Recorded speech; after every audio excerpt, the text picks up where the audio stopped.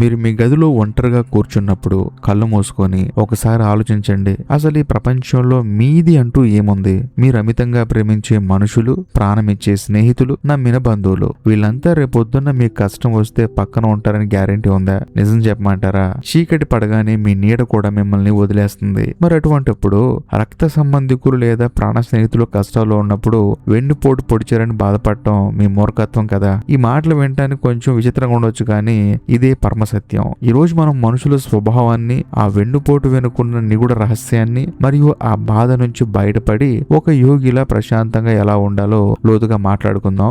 జీవితం అంటేనే ఒక ప్రయాణం. ఆ ప్రయాణంలో మనకి ఎంతో మంది పరిచయం అవుతారు. కొందరిని చూసి వీళ్ళు నా కోసం ప్రాణం ఇస్తారు అనుకుంటాం, ఇంకొందరిని చూసి నేను వీళ్ళ కోసం ఏమైనా చేస్తానని చెప్పేసి ఫిక్స్ అయిపోతాం. కానీ సరిగ్గా మనకి అవసరమైనప్పుడు, మనం పాతాళంలోకి పడిపోతున్నప్పుడు, మనం ఎవరినైతే గట్టిగా పట్టుకోవాలని చూస్తామో వాళ్ళే మన చేతులు వదిలేస్తారు. ఆ సమయంలో కలిగే బాధ ఇంకా మాటల్లో చెప్పాల్సిన అవసరం లేదనుకోండి. మీరు గమనించారా? శత్రువులు చేసిన గాయం కంటే అత్యంత సన్నిహితులు చేసిన గాయం అనేది మనల్ని ఎక్కువగా బాధ పెడుతుంది. ఎందుకంటే శత్రువులు కొడతాడని మనకు తెలుసు కాబట్టి మనం సిద్ధంగా ఉంటాం. కానీ మన వాళ్ళని ఎప్పుడు మనం ఇష్టపడుతూనే ఉంటాం. అలా ఇష్టపడే వాళ్ళు ఒక్కసారి ప్లేట్ తిప్పేస్తే దాన్ని మనం అసలు సహించలేము. అందులోనూ కల్లో కూడా ఊహించుకోలేం కదా. చాలా మంది అక్కడే ఆగిపోతారు. నేను అందరికీ మంచి చేశాను కదా, మరి నాకే ఎందుకు ఇలా జరిగింది అని చెప్పేసి ఏడుస్తూ కూర్చుంటారు. పరమహంస యోగానంద గారు ఒక మాట అనేవారు, ఈ ప్రపంచం ఒక డ్రామా స్టేజ్ లాంటిది. ఇక్కడ ఎవరి పాత్ర వాళ్ళు పోషించి వెళ్లిపోవాల్సిందే అని. కానీ మనం మాత్రం ఎదుటి మనిషి మన స్క్రిప్ట్ ప్రకారం నడవాలని కోరుకుంటాం. ఎప్పుడైతే వాళ్ళు వాళ్ళ స్వార్థం కోసం మనల్ని వాడుకొని వదిలేస్తారో అప్పుడు మనం మానసికంగా కుంగిపోతాం. ఈ వెన్నుపోటు అనేది కేవలం ఒక వ్యక్తి చేసే తప్పు కాదు. ఇది మన అతి నమ్మకం వల్ల మనకు తగిలిన దెబ్బ. మనం ఎదుటి వారికి సహాయం చేస్తాం, ప్రేమను పంచుతాం, కానీ లోపల ఎక్కడో ఒక చిన్న ఆశ ఉంటుంది, రేపు నాకు కష్టం వస్తే వీళ్ళు కూడా ఇలాగే చేస్తారు కదా అని. అదే అసలైన సమస్య. ఈ ఎక్స్పెక్టేషన్స్ అనేది మనల్ని ద్రోహానికి గురయ్యేలా చేస్తుంది. లోకం మిమ్మల్ని మోసం చేయట్లేదు, మీ అంచనాలే మిమ్మల్ని మోసం చేస్తున్నాయి. ఆ విషయం పాపం ఎవరికి అర్థం కావట్లేదు. నేను చెప్పొచ్చేది ఏంటంటే, ఎవరికి హెల్ప్ చేయొద్దు, మీ స్వార్థం మీదే, మీకు నచ్చినట్లు మీరు ఉండనని చెప్పి అనట్లేదు. నేనేమంటున్నానంటే, మీకు అవతల వాడికి హెల్ప్ చేసే అంత స్థాయి, అంత స్తోమత ఉన్నప్పుడు మీరు హెల్ప్ చేయండి. అందులో మీకు ఒక తెలియని సాటిస్ఫాక్షన్ వస్తే ఓకే. కానీ రేపొద్దు నాకు ఇతను ఖచ్చితంగా హెల్ప్ చేస్తాడు, నేను ఏదైనా తప్పుడు నిర్ణయం తీసుకున్నా కూడా నాకు హెల్ప్ చేయాలనుకుంటే మాత్రం ఆ తప్పు మందే అవుతుంది. ఎందుకంటే మనం జీవితంలో చాలా తప్పులు చేస్తూ ఉంటాం, చాలా తప్పుడు నిర్ణయాలు తీసుకుంటూ ఉంటాం. అంతెందుకండి, మనకి తెలియని పని మీద కొంత డబ్బు ఇన్వెస్ట్మెంట్ చేసి మనం ఎవరు చెప్పినా సరే వినకుండా ఖచ్చితంగా లాభాలు వస్తాయని చెప్పేసి ఒక వ్యాపారం మొదలు పెడతాం. కానీ చుట్టూ ఉన్న వాళ్ళందరికీ తెలిసిపోతుంది వీటి ఇందులో రాణించలేడు అని చెప్పేసి. ఖచ్చితంగా మీరు లాస్ అవుతారు. లాస్ అయిన తర్వాత అందరూ మీకు హెల్ప్ చేయాలంటే ఇలా చేస్తారు, ఎందుకంటే మీరు చేసే పనే రాంగ్ అని చెప్పేసి అందరికి తెలుసు కాబట్టి అందరి మీద ఎక్కువగా ఆశలు పెట్టుకోమాకండి. అలా అని చెప్పేసి తప్పులన్నీ మీరే చేస్తారంటే మాత్రం తప్పండి. ఎందుకంటే మనుషులన్నాక ఖచ్చితంగా ద్రోహం చేస్తారు. మీకు అనిపించొచ్చు, అసలు మనుషులు ఎందుకు ద్రోహం చేస్తారు, ఎందుకు అవసరం తీరాక ముఖం చాటేస్తారు? దీనికి సమాధానం చాలా సింపుల్ అండి, అది వారి స్వభావం. యోగ శాస్త్ర ప్రకారం చూస్తే ప్రతి మనిషి తనదైన కర్మ ప్రభావంతో ఉంటాడు. ఒక వ్యక్తి మీకు వెన్నుపోటు పొడిచాడంటే దానికి అర్థం అతను మీకంటే తన స్వార్థాన్ని, తన భయాన్ని ఎక్కువగా ప్రేమిస్తున్నాడని. అవును, ద్రోహం వెనుక ఉండేది భయం మాత్రమే. నేను వీడికి సహాయం చేస్తే నాకేమవుతుందో, లేదా వీడికంటే నేను ముందుండాలి అనే భయం.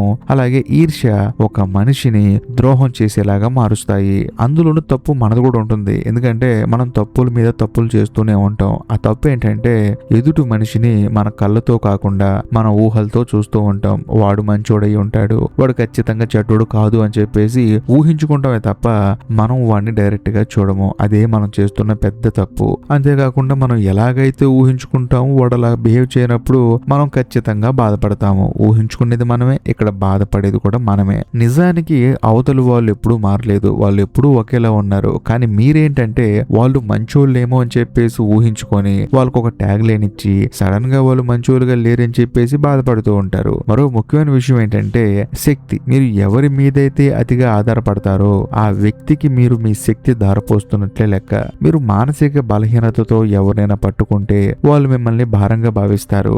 ఆ భారం ఎక్కువైనప్పుడు వాళ్ళు మిమ్మల్ని వదిలించుకొని వెళ్ళిపోతారు. అది మీకు ద్రోహంలా అనిపిస్తుంది, కానీ వాళ్ళ దృష్టిలో అది ఒక విముక్తి. యోగానంద గారు చెప్పినట్లు మన సంతోషాన్ని వేరే మనిషి చేతిలో పెట్టడం అంటే మన నాశనానికి మనమే దారి వేసుకోవడం. మీరు మీ రిమోట్ కంట్రోల్ పక్కన ఉన్న ఉన్నవాడికి ఇచ్చి వాడు ఛానల్ మార్చినప్పుడు ఏడటం ఎంత హాస్యాస్పదమో ఈ లోకంలో మనుషుల మీద నమ్మకం పెట్టుకొని బాధపడటం కూడా సేమ్ అంతే.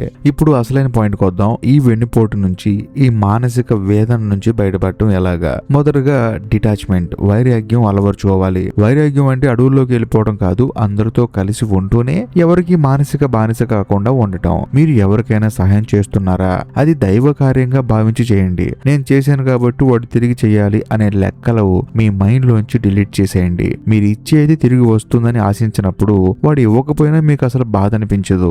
ఇక రెండవది, మనుషులు అసలు రంగులను అంగీకరించండి. పక్షి ఆకాశంలో ఎగురుతుంది, చేప నీళ్ళలో ఎగురుతుంది, పాము కాటు వేస్తుంది. అలాగే స్వార్థపరుడు ద్రోహం చేస్తాడు. అది ఈ రోజు కాకపోయినా ఏదో ఒక రోజు చేస్తాడు. ఇది ప్రకృతి సిద్ధం.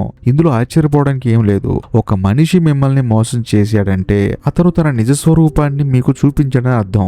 అందుకు అతనికి థ్యాంక్స్ చెప్పండి. ఎందుకంటే ఇంకా కాలం వృధా కాకముందే మీకు ఒక పాఠం నేర్పించాడు కాబట్టి. ఇంకా మూడవది, మీ అంతరాత్మతో కనెక్ట్ అవ్వండి. లోపల ఉన్న ఆ దైవిక శక్తి మీరు గుర్తిస్తే బయట ఉన్న మనుషులిచ్చే గుర్తింపు, ప్రేమ మీకు చాలా చిన్నవిగా అనిపిస్తాయి. నేను ఒంటరిని అని ఎప్పుడు అనుకోకండి. యోగానంద్ గారు అంటారు, మీ కళ్ళు మూసుకుంటే మీ లోపల ఒక అనంతమైన ప్రపంచం ఉంది. అక్కడ దేవుడు మీకోసం వేచి చూస్తున్నాడు. ఆ అంతర్గత శాంతిని మీరు పొందితే బయట ఎవరు ఉన్నా ఎవరు వెళ్ళిపోయినా మీ మనసు నిశ్చలంగా ఉంటుంది. కాబట్టి గుర్తుంచుకోండి, మిమ్మల్ని ఎవరైనా వదిలేశారంటే మీ జీవితంలో ఒక కొత్త అధ్యాయం మొదలవబోతుందని అర్థం. కుళ్ళిన ఆకులు రాలిపోతేనే కదా కొత్త చిగుర్లు వస్తాయి. అలాగే మీ జీవితంలో ఎవరెవరైతే మిమ్మల్ని వదిలేసి వెళ్ళిపోతేనే మీ జీవితం మళ్ళీ కొత్తగా స్టార్ట్ అవుతుంది. అంతేకాని వాళ్ళే ఉండాలి, వాళ్ళే రావాలి, వాళ్ళతోనే జీవితాంతం ఉండాలంటే కుదరదు. ఎందుకంటే మీరు మీతో ఉంటారు తప్ప మీతో ఎవ్వరూ ఉండరు. ఏదో ఒక రోజు అందరూ పోవాల్సిందే కదా, కానీ మీతో మీరు ఉంటూనే ఉంటారు మీరు పోయేంత వరకు.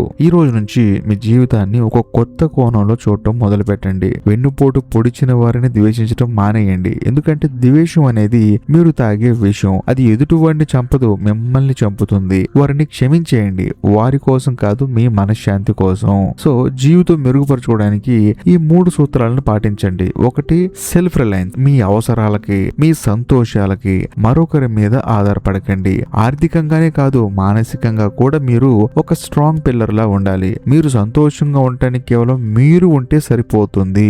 మీ జీవితంలోకి ఇంకొకరు రావాల్సిన అవసరం లేదు. ఒకవేళ మీ సంతోషం వేరే వాళ్ళ మీద ఆధారపడి ఉంటే మాత్రం మీరు జీవితాంతం బానిసే. ఇక రెండవది, ప్రేమించండి కానీ బానిస అవ్వకండి. అందరినీ ప్రేమించండి, అందరికీ సహాయం చేయండి మీకు కుదిరితే, కానీ మీ ఆత్మగౌరవాన్ని మాత్రం పరంగా పెట్టొద్దు. మీ ఎనర్జీని సరైన వ్యక్తుల కోసం మాత్రమే ఖర్చు చేయండి. ఇక మూడోది, మెడిటేషన్ చేయండి. ప్రతిరోజు కనీసం 15 నిమిషాలు నిశ్శబ్దంగా కూర్చోండి. మీ శ్వాసను గమనించండి. మీ లోపల ఉన్న శాంతిని వెతకండి. బయట ప్రపంచం ఎంత అల్లోకల్లోలంగా ఉన్నా మీ లోపల ఒక ప్రశాంతతమైన సముద్రం ఉండాలి. పరమహంస యోగానంద్ గారు ఒక అద్భుతమైన మాట చెప్పేవారు. మనం ఈ లోకంలోకి ఒంటరిగా వచ్చాం, ఒంటరిగానే వెళ్తాం. మధ్యలో వచ్చే ఈ బంధాలన్నీ కేవలం మనం నేర్చుకోవలసిన పాఠాలు మాత్రమే. ఆ పాఠాన్ని అర్థం చేసుకుంటే మీరు ఏ కష్టానైనా చిరునవ్వుతో ఎదుర్కోగలరు. నేటి నుంచే మారాలి. గతాన్ని తవ్వుకుంటూ కూర్చోకండి. మిమ్మల్ని మోసం చేసిన వాళ్ళ గురించి ఆలోచిస్తూ మీ విలువైన కాలాన్ని వృధా చేయకండి. మీరు ఒక విజేతగా నిలబడటమే మీరు వాళ్ళకిచ్చే అతిపెద్ద సమాధానం. మీ ప్రయాణం వెలుగు వైపు సాగాలి, చీకటి వైపు కాదు. చివరిగా మిమ్మల్ని ఒక ప్రశ్న అడగాలనుకుంటున్నాను. నిజాయితీగా ఆలోచించి చెప్పండి. మిమ్మల్ని ఇతరులు మోసం చేసినప్పుడు కలిగిన బాధ కంటే మీరు మిమ్మల్ని నమ్మి మీలోని శక్తిని గుర్తించకుండా మిమ్మల్ని మీరు మోసం చేసుకుంటున్న బాధ పెద్దది కాదా? దీని గురించి లోతుగా ఆలోచించండి. మీ సమాధానాన్ని కింద కామెంట్స్ లో తెలియచేయండి. మీ ఆలోచన మరొకరికి పూర్తినివ్వచ్చు. అంతేకాకుండా ఈ వీడియో కనుక మీకు నచ్చినట్లయితే లైక్ చేయండి, మీ కుటుంబ సభ్యులకి షేర్ చేయండి. ఇంకా ముఖ్యంగా ఈ వీడియో ఎండ్ కార్డ్ సెక్షన్ లో మీకోసం ఇంకొక 2 అద్భుతమైన వీడియోలు పిన్ చేసి పెట్టాను, వాటిని కూడా చూడండి. ఇంకా లాస్ట్ అండ్ ఫైనల్ గా నేను మీకు చెప్పొచ్చేది ఏంటంటే, ఇప్పటికీ మీరు మన ఛానల్ ని సబ్స్క్రైబ్ చేసుకోకపోతే దయచేసి సబ్స్క్రైబ్ చేసి బెల్ ఐకాన్ ప్రెస్ చేయండి. బాయ్.